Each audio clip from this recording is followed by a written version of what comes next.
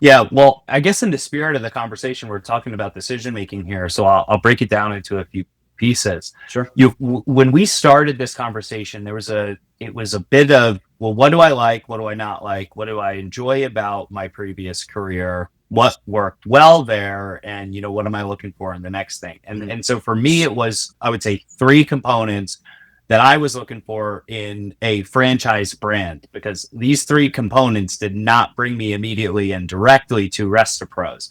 Right. It was some level of customer service and experience. So I wanted to be working with people as a strength of mine, and being able to provide customer experience, looking at customer experience processes and figuring out ways to do that better is not only a strength, but something I really enjoy and take fulfillment out of. So I wanted there to be an element of people service. Number two, I guess I kind of said it there, was service. I Mhm. wanted to provide a service, not a product. And so when we started to look at some of these brands, it was important to me that there was a service that we were providing. I felt like that could give us a bit of a competitive edge in whatever brand it was going to be. And then I would say number three for me was having some flexibility and autonomy to Right. be able to enjoy time with family and friends on holidays. This was something that was so foreign to me.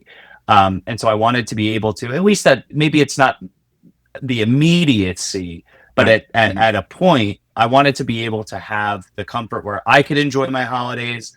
And unless there's an emergency, my people as well.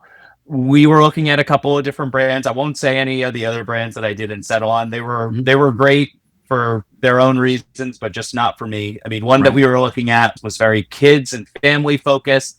I'm not a family person yet. I don't have children of my own just yet. It didn't feel like something that would align with me at this point. Maybe when I have kids, it'll be something I think about. And to me, the water mitigation game and what I learned in the discovery was, it's really a business to business game.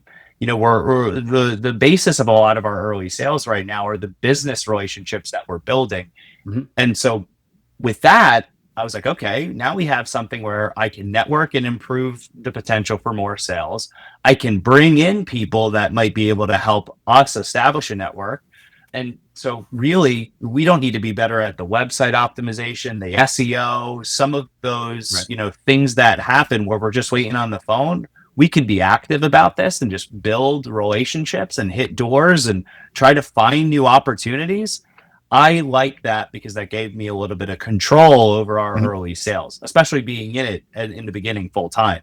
Right. And so that was really what brought me over to Restapros. But the biggest thing was just being able to service other people.